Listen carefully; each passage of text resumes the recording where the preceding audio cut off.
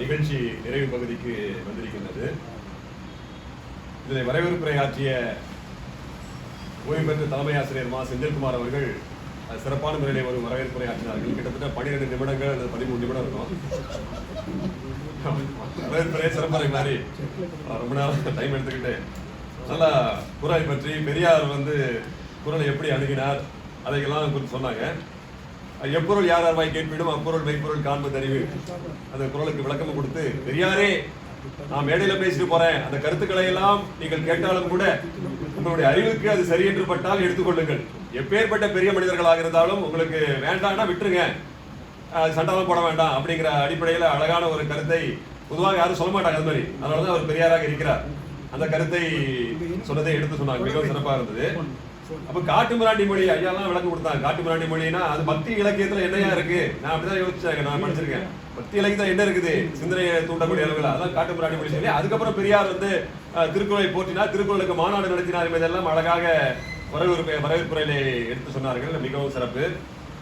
3 கவிஞர்கள் மட்டும், நாங்களும் ஐயா அவர்களும் அப்புறம் தலைமையேற்ற இளவல் அவர்களும் கவிதை படிச்சாங்க. 3 கவிதைகள் தான். இன்னும் வர வர ஒவ்வொரு முறையாவது ஒரு 10 கவிதைகளாவது படிக்க வேண்டும் என்பது இந்த இடத்துல நான் கோரிக்கையாக வைக்கிறேன்.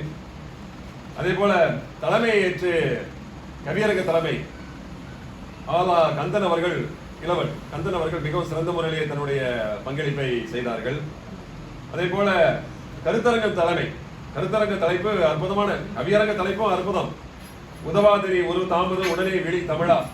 ஒவ்வொரு முறையும் ஐயா அவர்கள் ஏதாவது ஒரு கொட்டேஷன், ஒரு பாடல் வரியிலிருந்து கொட்டேஷன் எடுத்து தான் தலைப்பா கொடுக்குறாங்க. சிந்தியா நீ சும்மா வராத, சாதாரண தலைப்பா இருக்க கூடாது, ஒரு சிந்தனையை போட்டு கசக்கி எடுத்து ஏதாவது பிழிஞ்சு கொண்டு வந்து கக்குங்க அப்படிங்கிற மாதிரி தான் கொடுக்குறாங்க. அது நேரம் நம்ம ஒதுக்க வேண்டியது நம்முடைய கடமை. அதே போல கருத்தரங்கம் திருக்குறளும் திராவிடம் எந்த அளவுக்கு திருக்குறளை போற்றி இருக்கின்றது, பார்ப்பனியம் எப்படி செயல்பட்டு இருக்கின்றது, தனக்கு சாதகமாக திருக்குறளை திரித்து பேசக்கூடிய துடிப்பான தமிழினி அவர்கள் சிறப்புரை முடிந்த பிறகு சில விளக்கங்களை கொடுத்த விதம் விட்டு போச்சு, அதை நான் சொல்லி ஆகணும் அப்படின்னு சிறப்பிலும் சிறப்பு என்பதை இந்த இடத்துல எடுத்து சொல்கிறேன்.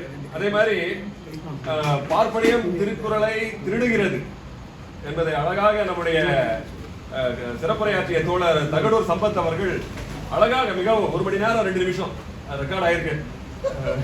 ரெக்கார்ட் நேரம் 1 மணி நேரம் 2 நிமிஷம் ஆயிருக்கு.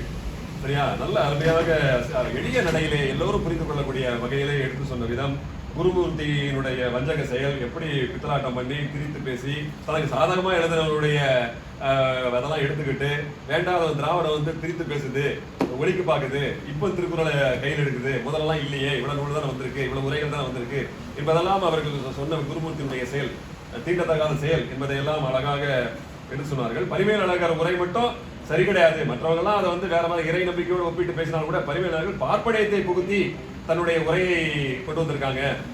எல்லாரையும் பரிமேலழகருடைய உரையை மையப்படுத்தி எழுதினாலே அது சரியா இருக்காது, அந்த உரை சரியா இருக்காது என்கிற கோட்பாட்டை அழகாக எடுத்து சொன்ன விதம். அதே போல அறம்பொருள் இன்பம், வீடு என்ற நிலை என்பதே கிடையாது, அறம்பொருள் இன்பம் தான் அதுல இருக்கு. அப்புறம் மனு தர்மம் எதை சொல்கிறது அதை பற்றி சொன்னது. பெயர்கள் எப்படி வைக்கணும், பெயர்களே இவங்க இந்த குலத்துல பிறந்தா இந்த பேர் வைக்கணும், இந்த குலத்துல அந்த பெயரை வச்சே அடையாளம் கண்டுபிடிக்கணும், இந்த குலத்தை சேர்ந்தவன் அப்படின்னு கண்டுபிடிக்கிற அளவுக்கு அவர்கள் பண்ண சில்மிஷங்கிற வேலையெல்லாம் எடுத்து சொன்ன இது பாங்க அருமை, அருமையிலும் அருமை. அப்புறம் குரலை பெரியார் முழுமையாக ஏற்றுக்கொள்ளவில்லை. நம்ம வரவேற்புரை ஆற்றிய நம்முடைய செந்தில்குமார் சொன்னதை கூட அவருக்கு உடன்பாடு இல்லைன்னு சொல்லி அது முழுமையாக ஏற்றுக்கொள்ளவில்லை. ஆனால் நிறைய கருத்துக்கள் உடன்பட்டு இருக்கிறது, ஏற்றுக்கொள்ளக்கூடிய கருத்துகள் இருக்கிறது, சமுதாயத்துக்கு ஏற்ற கருத்துகள் இருக்கிறது என்பதை அழகாக நீண்ட உரையிலே எடுத்து சொன்ன விதம் மிகவும் சிறப்பு. அந்தனர் என்றால் அவங்க பார்ப்பனித்த பிராமின்ஸ் அப்படி எடுத்துக்கிறாங்க, அப்படி இல்லை.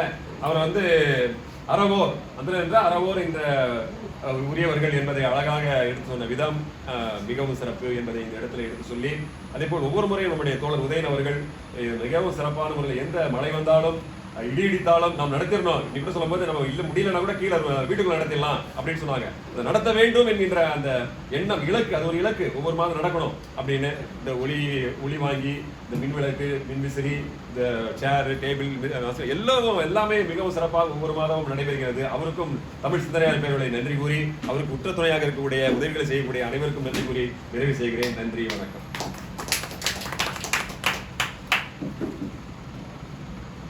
Yeah.